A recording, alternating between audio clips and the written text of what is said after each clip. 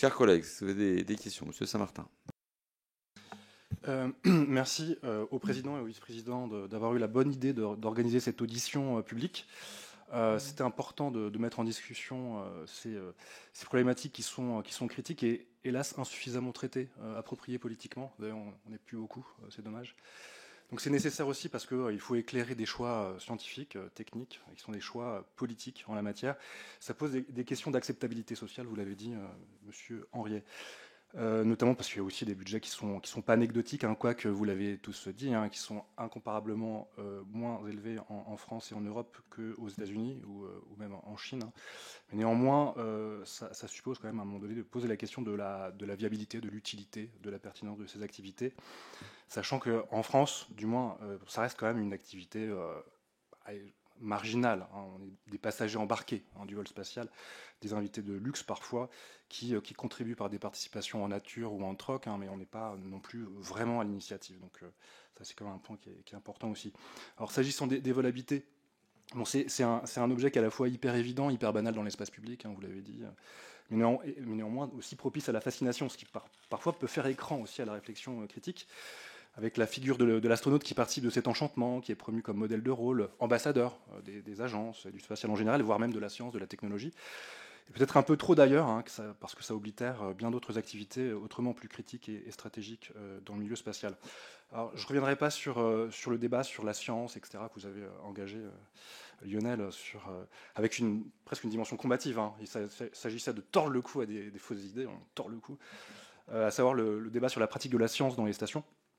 C'est important de le dire, d'assumer aussi, et vous l'avez dit, hein, que le moteur, c'est pas la science, c'est pas le moteur principal, on le sait. Combien même elle serait de qualité, cette science, c'est une sorte de supplément d'âme, hein, sur le vol habité.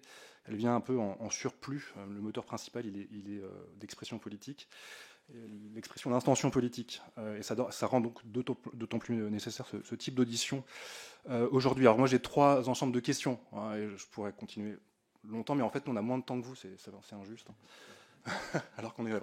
Bon, passons. J'évoquerai les stations, la Lune et le futur de l'exploration. Alors, on sait qu'il y a un gros enjeu aujourd'hui avec la fin de l'ISS. Elle est condamnée, hein, elle va retomber, ce sera peut-être sa plus grande retombée atmosphérique. Donc ça se pose la question de la fin de son exploitation et surtout l'après. Et qu'est-ce qu'on fait après? Il y a tout un enjeu sur le station gap aux États-Unis, quel type de station on va projeter, quel type de modèle aussi économique, hein, pour les exploiter, les commercialiser, etc. Alors il y avait, ça a été évoqué, hein, le modèle des participations en nature. Là, ce qui a été mis en avant, notamment aux États-Unis, avec toute une politique très intensive en direction de la commercialisation et du New Space, c'était de mettre en avant donc, la privatisation, les partenariats publics-privés avec des jeunes pousses qui émergent, etc., qui sont pour certaines portées par des acteurs déjà identifiés, identifiables du spatial, hein, mais avec cette rhétorique donc de l'exploitation, avec une dimension de commercialisation des applications qui ont été rappelées, hein, tout à l'heure, hein, biotech, physique des matériaux, médecine, éventuellement aussi du tourisme spatial. Bon, à voir. Enfin, ça faisait partie des rhétoriques qui fleurissaient à un moment donné, mais c'est encore toujours présent. Bon, moi, je dois dire, et là, ça fait partie des éléments de questions qu'on doit avoir, moi, je suis très perplexe, hein, vis-à-vis de cette emphase mise sur la privatisation, la commercialisation et l'économie des startups. On a eu un magnifique exemple à distance tout à l'heure.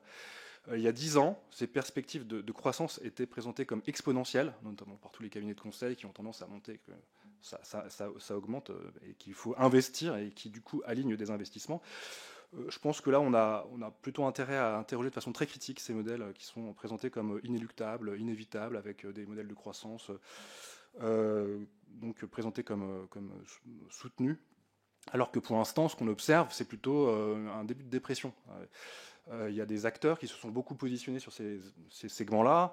J'en évoque un seul, Axiom Space, avec qui d'ailleurs The Exploration Company a contracté pour des livraisons hypothétiques de fret vers une tout aussi hypothétique station. Et aux dernières nouvelles, alors c'était l'été dernier, hein, mais la boîte était au bord de la faillite, hein, avec des suppressions de postes à Houston, etc. Je ne sais pas où ils en sont, je n'ai pas actualisé mes données. avec un PDG qui a été débarqué par son conseil d'administration, qui est un ancien cadre de la NASA à Houston. Donc cette économie florissante qu'on nous vendait il y a encore quelques années, bon, moi je suis quand même assez pessimiste, quand bien même l'accent sur la privatisation à la NASA est poussé, et le sera encore plus, j'imagine, par le futur nouvel administrateur s'il est confirmé par le Congrès. Donc où on en est dans cette prétendue nouvelle phase? Est-il bien nécessaire d'investir dans ces stations privées, y compris celles à leadership européen en Léo?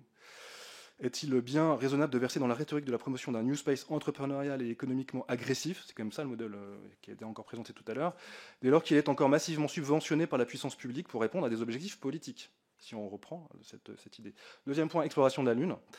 Donc ça, c'est une question qui est ultra biaisée que je vais vous poser, parce que tout à l'heure, là je fais un peu de pub, j'ai une audition sur Artemis à 15h, 15h-17h, donc des experts vont évoquer avec moi cette question des accords et des programmes du programme Artemis, qui a été insuffisamment discuté politiquement, je trouve, ici. C'est passé comme un fait accompli par la grâce d'une signature du président de la République en 2022, par le biais de son PDG.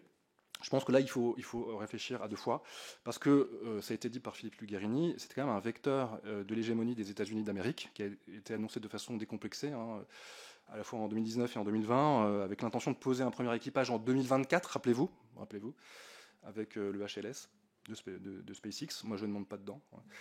Donc tout ça donne lieu à beaucoup de discussions d'experts, notamment dans le droit spatial. Il y a une surenchère d'expertise sur ces questions-là. On le sait, les accords Artemis portent, et là, évidemment, il y a un hiatus entre accord et programme. C'est peut-être pas tout à fait la même chose, mais en tout cas, s'agissant des accords, ils portent en germe une déviation, voire une contradiction de certains principes fondateurs du traité de l'espace, notamment l'appropriation des ressources spatiales, certes par des privés, mais in fine, ces privés, ils ont une nationalité. Donc à des fins surtout d'exploitation, et Lionel Suchet, vous avez utilisé souvent l'idée d'exploitation, qui est un peu à rebours d'une autre vision de l'exploration. Et donc exploitation et développement d'une économie lunaire sous l'angle, là encore, de la privatisation, de la commercialisation, avec des hubs de start-up et tout posés sur la Lune, enfin ce genre de choses qu'on peut voir des fois sur des PowerPoint. Bon, là, on a des déplacements dans le droit, une actualisation peut-être potentielle du traité de l'espace, j'en sais rien, moi je n'y suis pas forcément favorable. Moi, ce que j'aimerais savoir, c'est votre position. On est en 2025, Trump est au pouvoir, Musk donne le là, avec une certaine vision de tout ça. L'option d'une autodétermination intéressante, que vous évoquiez, M. Schmitt, elle pose autre chose. On se demande bien pourquoi d'ailleurs elle n'a pas été envisagée plus tôt, de façon plus conséquente et substantielle. S'il s'agit de construire une orientation indépendante, imaginons européenne, après il faut voir le périmètre, et qui parle au nom de l'Europe, mais si on va dans cette direction-là, qu'on s'imagine donc à distance des USA, de la Chine, de l'Inde, etc., est-ce qu'on le fait vraiment, chiche? Et là, je pose la question de la viabilité d'une telle orientation. Et dans tous les cas, si on le fait, n'est-il pas légitime de lancer une grande réflexion sur notre participation au programme Artemis, vu qu'il risque de traverser un trou d'air durable? N'est-il pas lieu de quitter le navire qui pourrait prendre l'eau? Mais le cas échéant, quel en serait le coût matériel, politique, économique, bref, sur le terrain de la diplomatie spatiale qu'a évoqué Claudia Nuret? N'est-il pas nécessaire de faire fi de ces lubies qui visaient et visent encore à faire exister un récit à punchlines, exprimant la suprématie, voire aujourd'hui le suprémacisme aux États-Unis. Dernier point, je suis long, mais je m'y autorise, Monsieur le Président. Ouais, je sais, je suis indiscipliné, je suis insoumis. J'évoquerai maintenant la construction des futurs. Donc vous avez montré un schéma du futur, Monsieur Schmitt. Donc c'est un exercice de futurologie très linéaire avec des séquences d'intensification du déploiement des capacités par des membres autorisés et qui ont les moyens de le faire, d'un club fermé de puissance et même d'hyperpuissance spatiale. Donc il y a des dates qui sont bien rondes, c'est par décennies, ça fonctionne bien. Des dates abstraites, avec mars 2050 comme objectif destinal pour l'humanité, enfin quelle humanité on verra, si elle est encore là d'ici là. J'ai une collection très fournie de livres à la maison, je dois dire, y compris de livres d'experts, gris, sur le futur et la prospective spatiale. C'est vraiment intéressant de faire l'histoire des projections dans l'espace. Dans les années 70, par exemple, c'est assez connu, on annonçait déjà les villes de l'espace au tournant du millénaire. Le premier enfant à naître sur la Lune, en 2000, c'est Lénopolis, la ville lunaire. Les usines de l'espace, évidemment, que vous avez évoqué, Claudie. Mais aussi les villes sur Mars en 2020. Et c'est l'objet aujourd'hui de toute une futurologie avec des architectes, dont c'est le boulot aujourd'hui de construire des futurs urbanistiques sur Mars. Donc là, l'optimisme, il est généralement de mise, l'excès d'optimisme en l'occurrence. On entend bien qu'il est nécessaire de programmer, voire de planifier en la matière. Ça projette l'activité, et moi je fais partie de la planification, donc ça ne me choque pas. Néanmoins, on pourrait s'interroger sur les modalités de cette planification et le type d'imaginaire que ça charrie. Je termine là-dessus. Je termine.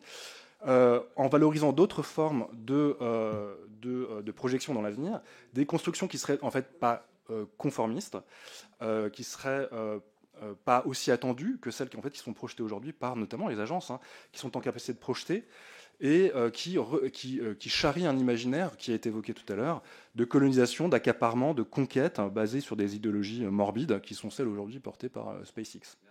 Merci. Voilà, c'est plus une intervention qu'une question, puisque en fait un certain nombre de sujets ont été évoqués. Les chiffres ronds, on les utilise aussi dans la transition énergétique 2030-2050. C'est des choses qui sont couramment utilisées en politique, Monsieur Saint-Martin. Et donc bon, donc c'est vrai qu'il n'y a pas une question propre, il y a une intervention avec une digression un peu longue. Néanmoins, est-ce que certains, dans le temps contraint qui nous reste, puisque je suis aussi un petit peu le maître des horloges, c'est pas facile avec tout le monde. Est-ce que certains d'entre vous veulent répondre? Oui. Monsieur Liguéridic, vous pouvez commencer. Brièvement il y a quand même eu 3 questions, et sur l'une des questions, quel serait l'impact d'une politique, d'une stratégie d'autodétermination vis-à-vis des accords Artémis? La réponse est simple, il faut les dénoncer. Parce que les accords Artémis ne portent pas sur le programme Artémis, ne portent pas que sur la Lune, ils portent sur la Lune, sur Mars et les astéroïdes. Et ce sont des accords bilatéraux avec la NASA. Donc si l'ESA, ou même en multilatéral, 2, 3 États décident d'une politique sans les États-Unis, il faut qu'ils se coordonnent avec la NASA sur la politique, si cette politique met en jeu la Lune, Mars ou les astéroïdes. Donc si on veut avoir une politique européenne autodéterminée, il faut reprendre notre signature des accords Artémis, qui, de mon point de vue, serait une très bonne chose pour des tas de raisons. Monsieur Schmitt. Merci de me donner la parole. Personnellement, j'ai beaucoup apprécié votre intervention. Alors, je ne fais pas de politique, hein, soyez sûr de cela. Alors, premier élément, les accords Artemis, ce sont des accords entre États. Donc, l'ESA, l'Agence spatiale européenne, n'en fait pas partie. Par contre, nous implémentons évidemment le programme Artemis. Ce n'est pas des accords, mais donc c'est un programme en coopération. Xavier en a montré quelques éléments. Je n'en ai pas parlé, puisque le sujet était un peu différent aujourd'hui, sinon j'aurais pris un temps de parole beaucoup plus long. Pourquoi pas quitter le bateau? Alors peut-être qu'on n'en aura pas besoin. Peut-être que le bateau va prendre une autre route de toute façon sans nous. Donc je ne pense pas qu'il faille quitter le bateau, non. Ce n'est pas à nous de quitter le bateau. Si quelqu'un doit décider d'une autre orientation du programme à leadership américain, ce n'est pas à nous. Mais par contre, il faut se préparer aux options. Et c'est bien ça le sujet d'aujourd'hui. C'est quelles sont les autres options. Encore une fois, il y aura un conseil de l'ESA la semaine prochaine. En conseil restreint, cet aspect sera discuté. Bien.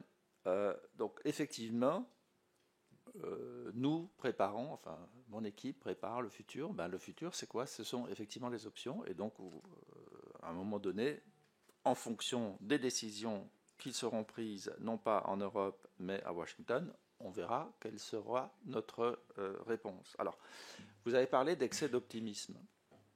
Je ne suis pas dans ce schéma-là. Moi, quand on me parle de base lunaire permanente, de ville, enfin, moi, je sautille sur mon siège. Ça, je n'y crois pas un instant. Par contre, l'exploration, effectivement, d'envoyer des personnes, hommes, femmes, sur un territoire lointain, que ce soit la Lune, que ce soit Mars, pour aller explorer, faire de la science et faire des choses dont a parlé Claudie Aigneret pour motiver la jeunesse, oui. Mais jamais, jamais de s'installer. Enfin, je veux dire, c'est une hérésie. Je pense que, si je peux terminer là-dessus, la problématique fondamentale, elle est la suivante. Est-ce qu'on veut priver les jeunes générations, les futures générations, d'un futur? C'est quoi ce futur? Ben, c'est celui que j'ai montré. Est-ce que les Européens, jeunes, moins jeunes, à un moment donné, vont regarder en vision augmentée, quelles que soient les technologies, dans 10, 15, 20 ans, les Chinois, les Indiens, les Américains, les Émiratis, aller sur la Lune, puis sur Mars. Et nous, on va rester chez nous à les regarder faire. J'appelle ça la deuxième castration Apollo. C'est-à-dire, quand Apollo a eu lieu, le monde entier s'est dit « Waouh, ils sont vraiment trop forts. Et si on veut exister dans ce domaine-là, il faut aller aux États-Unis. » Alors aujourd'hui, ça change un petit peu depuis quelques mois ou depuis quelques semaines. Néanmoins, c'est ça la problématique. Est-ce qu'on veut, à un moment donné, décider qu'on prive les générations futures de ce futur-là? Merci pour la parole. Monsieur Suchet. Oui, juste des réponses très rapides et partielles, hein, parce qu'évidemment, on ne va pas répondre aux enjeux politiques que vous avez posés, et qui sont des questions qui sont liées à la politique. Axiom, ils sont toujours vivants. D'ailleurs, ils m'ont envoyé des SMS donc je ne sais pas s'ils suivent nos discours, mais ils sont là. Est-ce qu'il faut s'associer à eux, développer ensemble des stations, etc. Je ne sais pas. Je n'en suis pas sûr. Par contre, ce qu'on fait, c'est justement développer des briques comme le transport cargo qui peut évoluer vers de l'habité, qui nous permet de s'adapter à différentes situations de demain. On peut développer une station tout à fait simple qui peut être utilisée quelques semaines et puis on revient, etc., sans dépenser énormément d'argent si on décide de faire des choses plus autonomes. Et ça, le cargo, c'est une brique solide qui permet d'évoluer vers ça. Donc c'est la stratégie. Les accords Artemis, là aussi, il faudra s'adapter. On a un cadre aujourd'hui, des accords qu'on a signés et un cadre programmatique. S'il est mis à mal, il faudra sans doute revoir tout ça. Je voulais juste donner une information, c'est qu'effectivement, les accords Artemis sont bâtis sur une construction différente des accords ISS, où les accords ISS, on avait tous les partenaires autour d'une table qui discutaient ensemble, et effectivement, les accords Artemis sont montés différemment, c'est-à-dire ce sont des accords en étoile, où les États-Unis passent des accords bilatéraux avec chacun des pays qui veulent bien travailler avec eux. On a signé ces accords, on a un cadre, s'il est remis en question, il faudra s'adapter, et c'est pas sans lien avec le premier point sur lequel on a à construire des briques pour pouvoir être agile dans la situation d'aujourd'hui et pouvoir s'adapter à différentes évolutions de la situation. C'est ça la stratégie.